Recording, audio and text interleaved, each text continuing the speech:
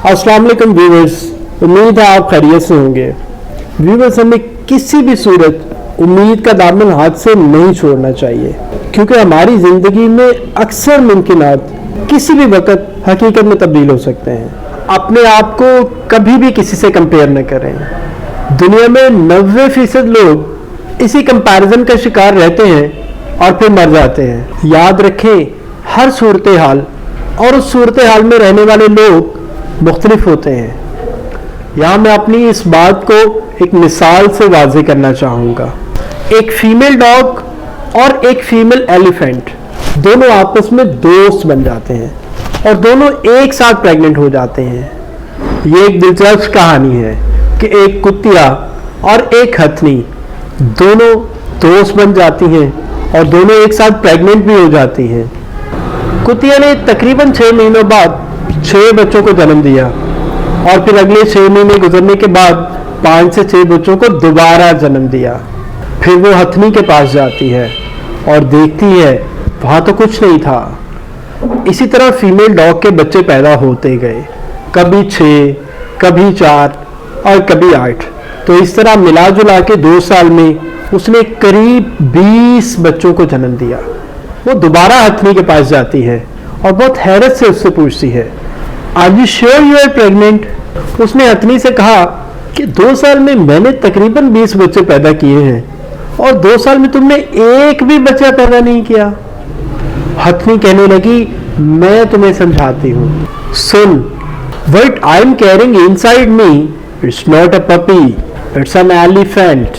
मैं जिसे कैरी किए हुए हूँ वो पपी नहीं, वो एक एलिफेंट है।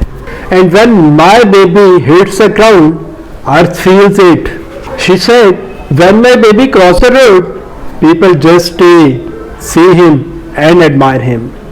So friends, remember it. You are not giving puppies, you are giving elephants. So it will take time.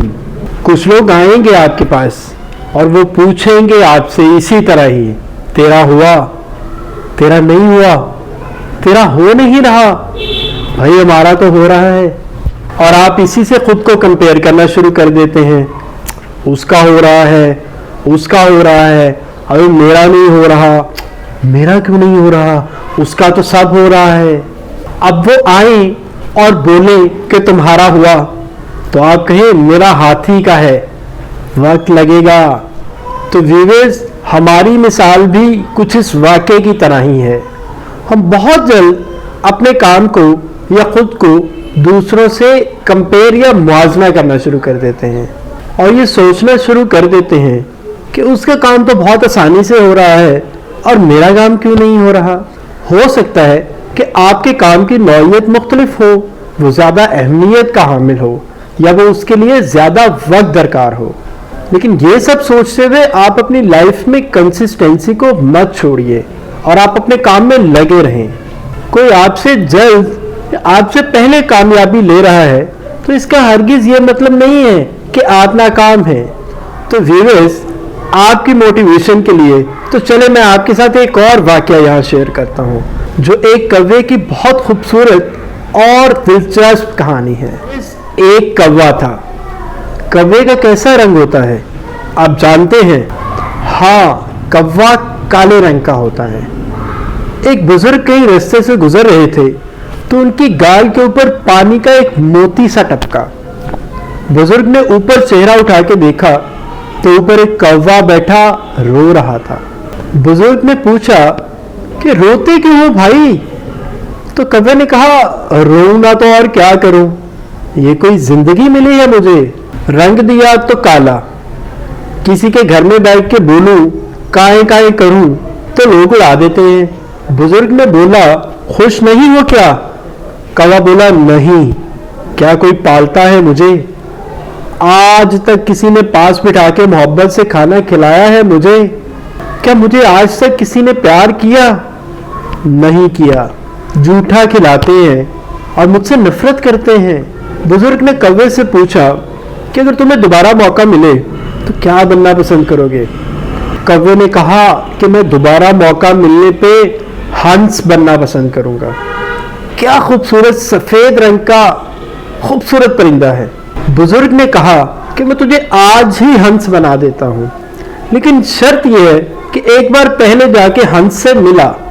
कौवा भागता हुआ खुशी से हंस के पास जाता है और जाके कहता है, हंस कितना खूबसूरत है तू, तेरा रंग कितना सफेद है, तू पानी में चलता है तो पता नहीं चलता और लोग तेरी बहुत तारीफ करते हैं। मैं काला हूं और तू सफेद है, कितना खुशकिस्मत है तू। हंस बोला, तुझे किसने कहा मैं खुश हूं, मैं तो बहुत उदास हूं। कौवा बोला, तुझे क्या तकलीफ है। बोला, मौत के बाद वाला रंग है मेरा सफेद, कफन का रंग होता है ऐसा। लोग मेरी तस्वीर बनाते हैं तो पता ही नहीं चलता कि मेरी तस्वीर बना रहे हैं या पानी की। अब दोनों बुजुर्ग के पास आते हैं और हंस बोला, बाबा एक मौका दे दो मुझे भी कुछ बनने का। बाबा कहते हैं, क्या बनना चाहते हो। बोलता है कि बाबा मुझे तोता बना दो, क्या खूबसूरत रंग है, सब्ज और ऊपर से चूंच लाल रंग की, दोनों का कॉम्बिनेशन बहुत अच्छा है और लोग बहुत प्यार करते हैं तोते से, उसको अपने घर में पालते हैं, उसको मिट्ठू मिट्ठू बुलाते हैं। बस मुझे तोता बना दो, तरह तरह के खाने खाता है और लोगों की तवज्जो का मरकज बना रहता है। बुजुर्ग बोले, मैं तुम्हें तोता बना देता हूँ, लेकिन एक शर्त है, पहले जाके तोते से मिलाओ। दोनों भागे भागे जाते हैं तोते से मुलाकात करने के लिए। वहां पहुंचे जहां पे बहुत से तोते रहते थे। उस पेड़ के 3-4 चक्कर लगाए, कोई तोता नजर ना आया। आखिरकार एक तोता नजर आया।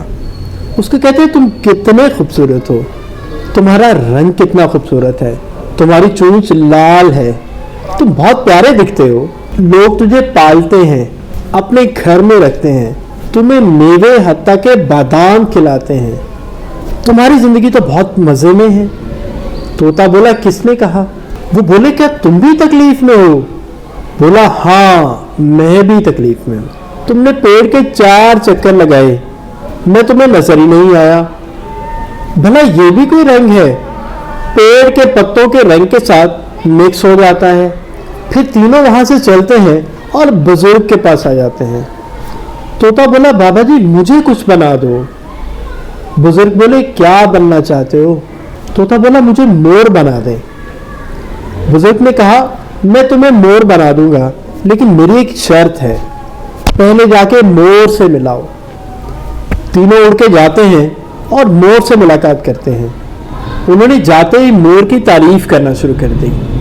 वो बोले, मोर तू कितना खूबसूरत है, तेरे रंग कितना खूबसूरत है, लोग तो तेरे नाचने का इंतजार करते हैं, लोग तेरी तस्वीरें खींचते हैं, लोग तेरी तस्वीरें अपने घरों में लगाते हैं, जब घटा बरसती है तो तुम नाचते हो और लोग इसी इंतजार में रहते हैं कि वो तुम्हारा नाच देखें।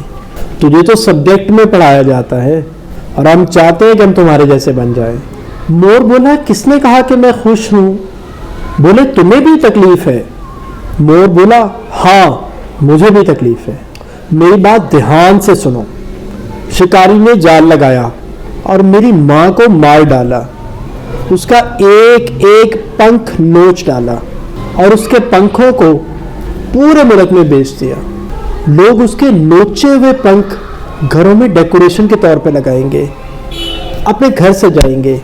मैं इससे खुश कैसे हो सकता हूँ। बोला, मेरी जिंदगी के तो अगले 1 घंटे का पता नहीं है। वो हैरत से पूछने लगे कि फिर मोर तेरे हिसाब से कौन सबसे ज्यादा खुश है, और अगर तुम्हें मौका मिले तो तुम क्या बनना चाहते हो। मोर ने कौवे की तरफ इशारा किया और कहा, तू सबसे खुश है। कौवा बोला, वो कैसे। मोर ने कहा, तूने चिकन बिरयानी सुनी। कौवा बोला, हाँ सुनी। उसने कहा, तूने मटन बिरयानी का सुना। कौवा बोला, हाँ सुना। उसने कहा, तूने कभी कौवा बिरयानी के बारे में सुना। कौवा बोला, नहीं सुना। तुझे किसी से जान का खतरा है। कौवा बोला, नहीं। किसी को तुझसे जान का खतरा है। कौवा बोला, नहीं। तू तो मस्त जी रहा है, मुझे तो अगले 1 घंटे का पता नहीं। तो व्यूवर्स बताइए कि इन सबसे बेहतर कौन जी रहा है। व्यूवर्स याद रखिए, आपके जैसा आदमी दुनिया में कोई दूसरा नहीं बनाया गया और ना ही कोई दूसरा है। So you are unique and don't compare yourself with anyone. यानी कभी किसी के साथ अपना मुआवजा मत कीजिए। व्यूअर्स, वो शायर का शेर सुना है ना आपने कि हजारों ख्वाहिशें ऐसी कि हर ख्वाहिश पे दम निकले। हम ये कभी नहीं सोचते कि हमारे अंदर खुद में कितनी क्वालिटीज़ मौजूद हैं। हम हमेशा ये देखते हैं कि दूसरों ने क्या हासिल किया वो हमारे पास क्यों नहीं है, दूसरों के पास क्या क्वालिटी है वो हमारे पास क्यों नहीं है। मुमकिन है कि आपके पास जो क्वालिटीज़ मौजूद हो वो दूसरों के पास ना हो और आपके पास दूसरों से बेहतर क्वालिटीज़ मौजूद होती हैं, लेकिन सिर्फ हम उसको बॉदर नहीं करते और हम सिर्फ उनकी क्वालिटीज़ को ज़हन में रख के अपनी क्वालिटीज़ और स्किल्स का मुआवजा करने में पूरी ज़िंदगी गुजार देते हैं और इस हवाले से हम अपना बहुत सा नुकसान भी कर बैठते हैं। व्यूअर्स, अक्सर औकात आप दूसरों जैसा बनने की कोशिश कर रहे होते हैं और भरपूर कोशिश कर रहे होते हैं, जबकि आपको इस बात का पता नहीं होता कि बहुत से दूसरे आप जैसा बनने की ख्वाहिश रखते हैं।